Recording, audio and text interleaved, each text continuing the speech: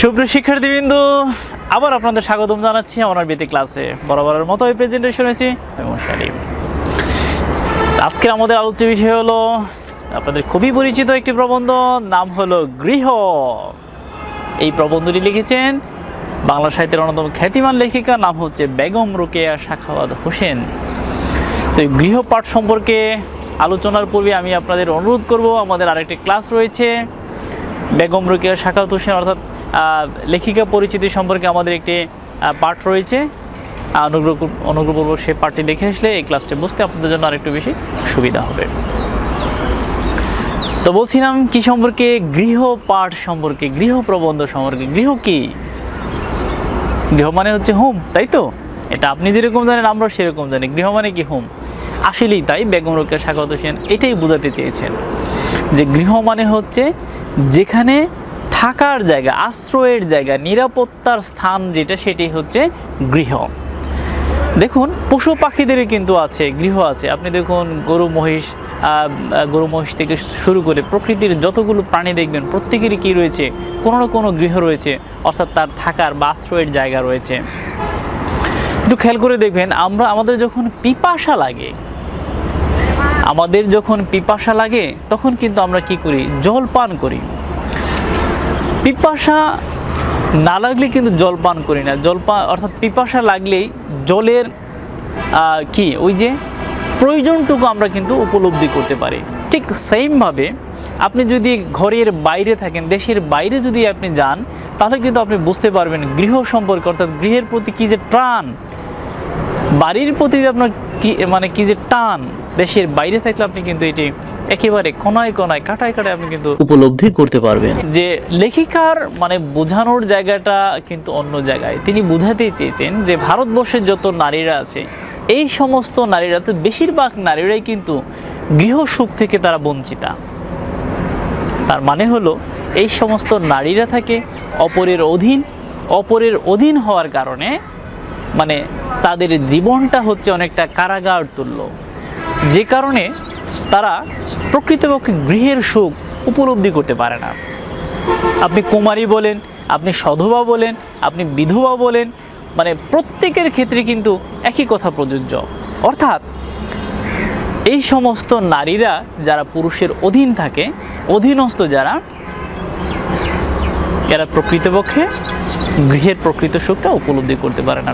তিনি কয়েকটা ঘটনার অবতারণা করেছেন। তার মধ্যে একটি ঘটনা হলো জামালপুরের নিকটবর্তী একটি শহরের ঘটনা নিয়ে বর্ণনা করার চেষ্টা করেছেন। সেখানে একটি চরিত্রের নাম হচ্ছে শরাফত উকিল। আপনারা কিন্তু মনে রাখবেন যে পরীক্ষাতে যখনই এই পাঠ থেকে প্রশ্ন আসবে, তখন কিন্তু চরিত্রগুলোকে যদি আপনি একটু তুলে ধরতে পারেন ক্রমপর্যায়ে, তাহলে কিন্তু আপনার জন্য কি হবে, আপনার জন্য এই উত্তরটা সবচেয়ে বেশি আলোচিত হবে, সবচেয়ে বেশি কি হবে, এই উত্তরটা প্রাণবন্ত হবে এবং যথোপযুক্ত হবে। তো এই কারণে বলছিলাম যে চরিত্রের কথাটা কি বলছিলাম, আমি বলছিলাম শরাফত উকিলের কথা, এবং তার একজন পত্নী হচ্ছে কি হসিনা, নট হাসিনা, আমি বলছি হসিনা। কার স্ত্রী? শরাফত উকিলের স্ত্রীর নাম হচ্ছে হসিনা, এবং তার একটি ভগ্নীর নাম হচ্ছে জমিলা। পত্নীর নাম বলছি কি? পত্নীর নাম বলছে হসিনা, এবং ভগ্নী মানে হচ্ছে কি বোনের নাম হচ্ছে জমিলা। তো এই তিনটি চরিত্রের এখানে উল্লেখ রয়েছে। তো লেখিকা প্রসঙ্গক্রমে আর কি বলেছেন যে তিনি একবার বেড়াতে গিয়েছিলেন জামালপুরের নিকটবর্তী একটি শহরে। তো সেই শহরে যাওয়ার পরে তিনি মহিলাদের সাথে কথা বলতে চাইলেন। কার সাথে? হসিনার সাথে কথা বলতে চাইলেন, জমিলার সাথে কথা বলতে চাইলেন, এবং কথা বলে এক পর্যায়ে উনি দাওয়াত করলেন যে আসুন আমাদের বাড়িতে একবার বেরিয়ে যান। তো উনি যখন প্রস্তাব করলেন, তখন এই হসিনা এবং জমিলারা কিন্তু বিনয়ের সাথে কী করলেন? প্রত্যাখ্যান করলেন। তখন লেখিকা বিস্মিত হয়ে গেলেন যে কারো বাড়িতে আমন্ত্রণ জানালে তারা তো আসলে সেটা সাধুবাদ জানানোর কথা, এরা কেন সেটা বিনয়ের সাথে প্রত্যাখ্যান করলেন? তখন তারা বলল যে আমরা আসলে বাড়ির বাহির হই না। তারা কিন্তু অত্যন্ত বংশ গৌরবের সাথে, অর্থাৎ গৌরবের সাথে তারা কিন্তু বলল। এই কারণে সে আরো একটু বিস্মিত হলো। তখন সে একটু দেখতে চাইলে যে আপনারা কি কখনো ঘোড়ার গাড়ি চড়েন নাই, যানবাহন আরোহণ করেন না? বলল না আমরা কখনো করি নাই। বলো আমি তাহলে আপনাদের ঘরগুলো একটু দেখতে চাই। তখন লেখিকাকে মানে কি করলো, হোসিনা এবং জমিলা তারা কি করলো, তাদের ঘরগুলো দেখালো। এবং ঘরগুলো এমন এমন জায়গাতে, মানে এবারই সেবারই এরকম আর কি, এবং এমনভাবে করা যে ঘরগুলোর মানে গঠনটা এমনভাবে করা হয়েছে, ঘরগুলোতে মানে সূর্যের আলো পড়ে না বললেই চলে। দ্যাট মিন্স অসূর্য স্পর্শ, এরকম আর কি। সবচাইতে মানে কঠিন অবস্থা হচ্ছে পুত্রবধূর ঘরটা, যে নববিবাহিতা সেই মানে পুত্রবধূর ঘরটা কি করা হয়েছে, সেই পুত্রবধূর ঘরটাকে একেবারে মানে মানে বোঝাই যাচ্ছে যে একেবারে অন্ধকারাচ্ছন্ন একটি ঘরের মতো প্রায়। ওই জায়গায় বলেছি তাদের ঘরটা তো সূর্যে আলো যায় না, তার পুত্রবধূর ঘরটা আলো বাতাস আরও যায় না। তো এরকম অবস্থায় মানে তাদের ঘরগুলো রাখা হয়েছে। লেখিকের চিন্তাভাবনাগুলো, পুরুষরা যেখানে মানে সকাল থেকে সন্ধ্যা পর্যন্ত তারা বিভিন্ন জায়গাতে যেতে পারে, অবাধে বিচরণ করতে পারে, আলো বাতাস প্রকৃতি সব কিছু তারা উপভোগ করতে পারে, কিন্তু নারীদেরকে তারা রেখেছে একেবারে কি মানে চার দেওয়ালের ভেতরে তারা রেখেছে, যেখানে মানে নারীরা কি অনেকটা মানে কারাগারেও তো আলো বাতাস অনেকটা মিলে, কিন্তু এই নারীরা কখনোই আলো বাতাস ভোগ করতে পারে না। তো এ নিয়ে লেখিকার কিন্তু মনে অনেকটা কি রয়েছে, মানে সে অনেকটা আঘাতপ্রাপ্ত হয়েছে। মানে লেখিকা বোঝাতে চাইলেন যে দেখুন, ছাগলেরও গৃহ আছে, হাঁসেরও গৃহ আছে, কুকুরেরও গৃহ আছে, এরাও কিন্তু ঘরে থাকে কিন্তু আবার বের হয়, কিন্তু এই সমস্ত নারীরা এরা কিন্তু আসলে অসহায় নারী, এদের ঘর আছে কিন্তু বাহির হতে পারেন না।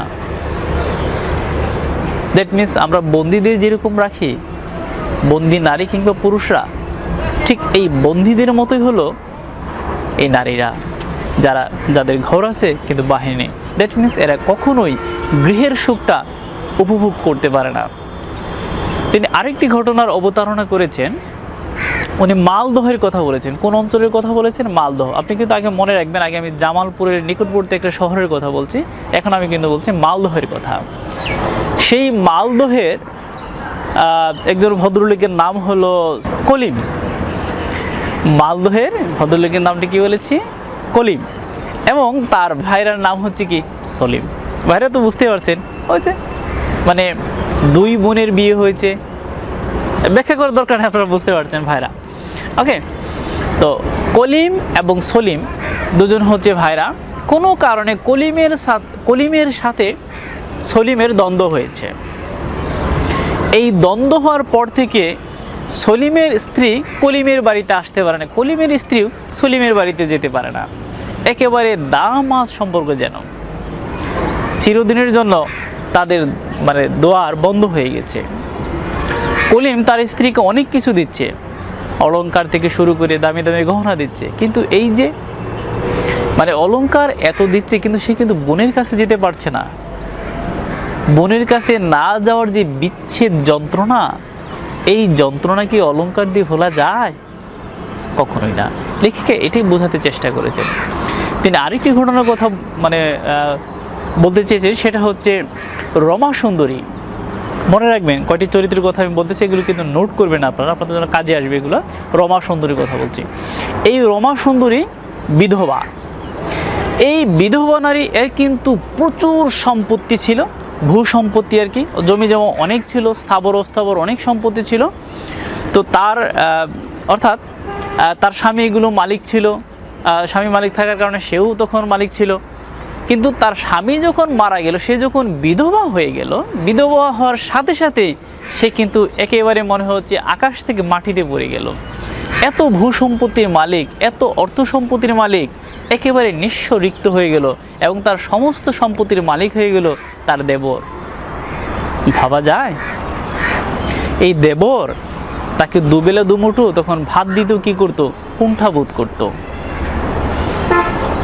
লেখিকা বোঝাতে চেয়েছেন এই হলো বঙ্গদেশের মানে ভারতীয় উপমহাদেশের নারীদের অবস্থা।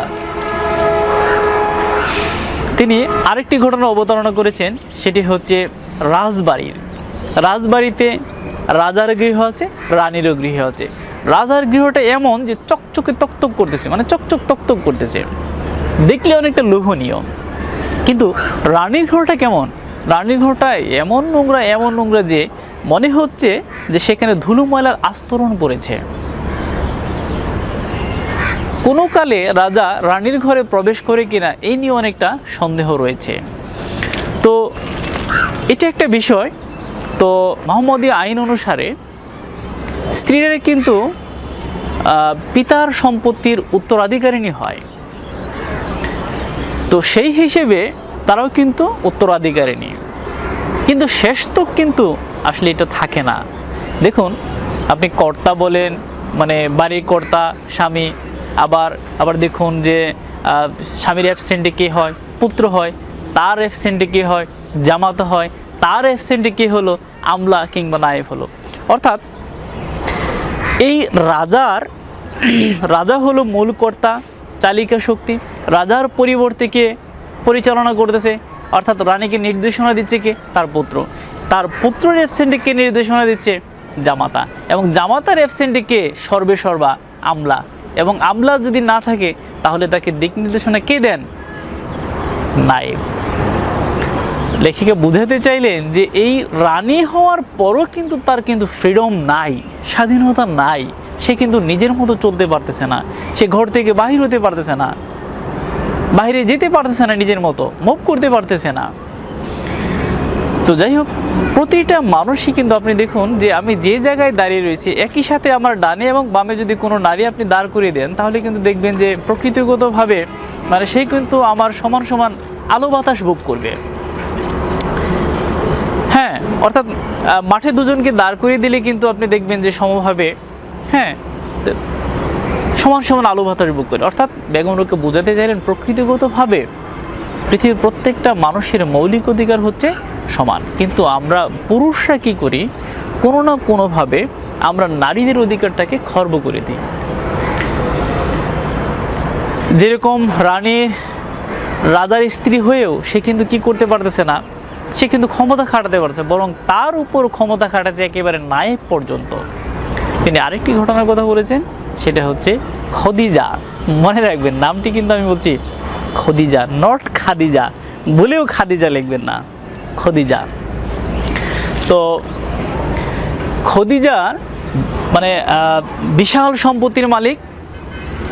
এই বিশাল সম্পত্তির মালিক হলে কি হবে? তার স্বামীর নাম হচ্ছে হাশেম। কি বলেছি? হাশেম বলেছি।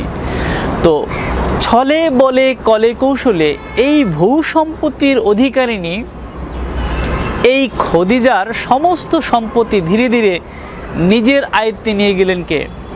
হাশেম। যখন নিজের করায়ত্তে নিয়ে গেলেন সব সম্পত্তি নিজের আয়ত্তে নেওয়ার পর থেকে সে তার শৌর্যবীর্য, সে তার ক্ষমতা মানে প্রবলভাবে খাটাতে শুরু করেন এবং সে কী করলেন? একের পর এক মানে 2 থেকে 3টি সে বিয়েও করে ফেললেন তার চোখের সামনে। তার এই যে খদিজা, সে কিন্তু কি করতে পারল না? একটু বিরক্তি প্রকাশ করতে পারল না। এখন যদি সে বিরক্তি প্রকাশ করে, পাশের যারা নারী রয়েছে, যে সমস্ত নারী রয়েছে, তারা কিন্তু তাকে কি বলবে? দূর ছাই বলবে যে স্বামী বিয়ে করতে যাচ্ছে ইসলামী বিধি মতেও, আর সে কি করতেছে? প্রকাশ করতেছে। যে কারণে খদিজা কি করলো? বিরক্তি প্রকাশ করতে পারলো না। একে তো ক্ষমতা খাটাতে পারছে না, তার নিজের সম্পত্তি নিজে রইল না, এবং সে একেবারে ম্লেচ্ছ হয়ে রইল। একেবারে সে কি বন্দিনীর মতো জীবনযাপন করতে লাগলো।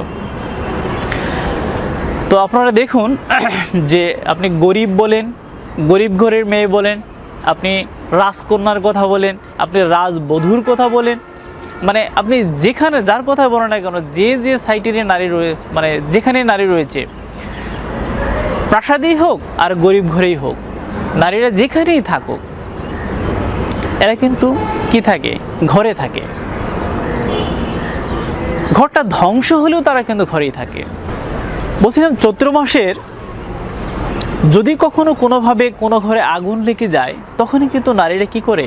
সেই ঘরের মধ্যেই থাকে। নারীদের ঘর আছে কিন্তু গৃহ সুখ নাই। ওই যে বিদেশে না গেলে যেরকম ঘরের সুখ বোঝা যায় না, বাহিরে না আসলে তেমনই ঘরের সুখটা বোঝা যায় না। নারীরা তো বাইরে আসতেই পারছে না, ফলে তারা কীভাবে গৃহের সুখ উপভোগ করবে? লেখিকার মূল ভাষ্য এখানেই। সব সবচাইতে নারীরা নিগৃহীত হয় কখন জানেন? সবচাইতে বেশি নিগৃহীত হয় যখন তারা বিধবা হয়ে যায়। তখন স্বামীর বাড়িতে তার জন্য শেষ আশ্রয়টুকু আর থাকে না। স্বামী গৃহ তার জন্য হয়ে ওঠে একেবারে অযোগ্য। বলেছিলাম যে হিন্দি ভাষায় একটি প্রবাদ রয়েছে এরকম, ঘর কি জলি বন মে গেই, বন মে লাগি আগ, বন বেচারা কি করে, করমে লাগি আগ। মানে হলো, গৃহ দগ্ধ হয়ে বনে গেলাম, বনেও আগুন লাগলো, বন বেচারা কি করবে, আমার কপালে আগুন লেগেছে। এর মানে নারীরা যেখানে যাচ্ছে, যে অবস্থাতে যাচ্ছে, যার কাছে যাচ্ছে, সেখানে কি হচ্ছে, যেন তার কপালে আগুন লাগছে।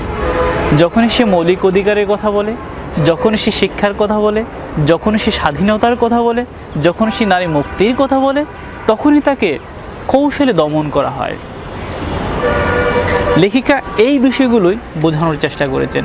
একেবারে সর্বশেষ যে কথাটা আমি আপনাদের বলতে চাই, উনি এটা বোঝাতে চেয়েছেন যে গৃহ বলতে আসলে দেখুন, আমরা কিন্তু শান্তির জায়গাটা বুঝি, আশ্রয়ের জায়গাটাকে বুঝি। প্রত্যেকটা প্রাণীর, প্রত্যেকটা পাখিদের কিন্তু কি রয়েছে, গৃহ রয়েছে। কিন্তু কাদের গৃহ নেই? গৃহ থেকেও গৃহ নেই নারীদের, অর্থাৎ তাদের জন্য প্রকৃতপক্ষে সে আশ্রয়ের জায়গাটি নেই। তো এই ছিল আমাদের গৃহপাঠ সম্পর্কের মূলপাঠ পর্যালোচনা। তো এটি হচ্ছে অনেক আগের ঘটনা, পৃথিবী অনেকটা বদলে গেছে দৃশ্যপট, বদলে গেছে রাষ্ট্রীয় ব্যবস্থা, বদলে গেছে সামাজিক ব্যবস্থা। এখন নারীরা কিন্তু অনেকটাই সুশিক্ষা শিক্ষিত হচ্ছে, তবু কথা থেকে যায় আসলে কতটা তারা স্বাধীন হয়েছে। যদিও সে অবস্থা থেকে অনেকটাই উত্তরণ ঘটেছে, তারপরেও অনেকটাই তারা ভেতর থেকে পশ্চাৎমুখী। দেখুন, আমরা মানে পুরো পৃথিবীটাই নিয়ন্ত্রণ করছে পুরুষরা, রাষ্ট্র নিয়ন্ত্রণ করতেছে পুরুষরা, সমাজ নিয়ন্ত্রণ করতেছে পুরুষরা, এমনকি পরিবার নিয়ন্ত্রণ করতেছে পুরুষরা। আমরা যখনই পুরুষরা কোনো কিছু খেতে চায়, দেখুন মানে আমরা যেটা খেতে চাই সেটাই কিন্তু রান্না করা হয়। এটা কিন্তু অকপটে স্বীকার করবেন যে বাবা কি খেতে চায়, সবসময় মা সেটা তৈরি করে দিতে তটস্থ থাকেন। মা কি খেতে চায় এটা কিন্তু কখনো মানে পুরুষরা, অর্থাৎ স্বামীরা, বাবারা, এরা কিন্তু কখনোই কি করে না, সেটা খুব একটা গুরুত্ব দেন না। সবসময় পুরুষদেরকেই খুশি করার জন্য নারীরা কি থাকে, তটস্থ থাকে। তো যাই হোক, তবু অনেকটা এই পার্থক্যটা অনেকটাই ঘুচে আসছে। শিক্ষার হার বেড়েছে, যে কারণে আন্তঃনৈবিক দূরত্ব যেটা ছিল সেটা আস্তে আস্তে কমে আসছে, আশা করি আরও কমে আসবে। তো এই পাঠ সম্পর্কে যদি কোনো প্রশ্ন থেকে থাকে অবশ্যই আপনার প্রশ্ন করতে পারবেন। আমাদের ফেসবুকে টিউটোরিয়াল গ্রুপ আছে, টিউটোরিয়াল স্কুল লাইক পেজ আছে, সেখানে আপনার প্রশ্ন করতে পারেন। মুন্সি আলিম লাইক পেজ আছে, সেখানেও মেসেঞ্জার অপশনে প্রশ্ন করতে পারেন। তাছাড়া মুন্সি আলিম প্রোফাইল পিকচারে মেসেঞ্জার অপশন তো আছেই, সেখানে আপনার প্রশ্ন করতে পারেন। আশা করছি সকল প্রশ্নের সমাধান পাবেন। এবং অবশ্যই এই পাঠ মানে পুরো ক্লাসটি উপভোগ করে আপনি কিন্তু নোট আকারে কী করবেন, অর্থাৎ আমার ক্লাসটি উপভোগের পরে আপনি একটু বই ধরে আরেকটু নোট করার চেষ্টা করুন, তাহলে কিন্তু আপনার এই পুরো ক্লাসটি সবচেয়ে বেশি ফলপ্রসূ হবে। মনে রাখবেন, আপনি নোট যদি না করেন তাহলে এই ক্লাসটি হয়ে যাবে আপনার জন্য বিচ্ছিন্ন, এবং এটি আপনার বেশি খুব একটা কাজে আসবে না। আপনি যদি নোট করেন এই ক্লাসের পরে, তাহলে আপনার কিন্তু খুবই কাজে আসবে। তো ক্লাসটি ভালো লাগলে সহপাঠীদের সাথে শেয়ার করবেন, প্রিয়জনদের সাথে শেয়ার করবেন, এবং অবশ্যই লাইক কমেন্ট শেয়ার করতে ভুলবেন না। তো ভালো থাকবেন, সুস্থ থাকবেন, সুন্দর থাকবেন, সবার প্রতি রইল শুভকামনা। ধন্যবাদ সবাইকে।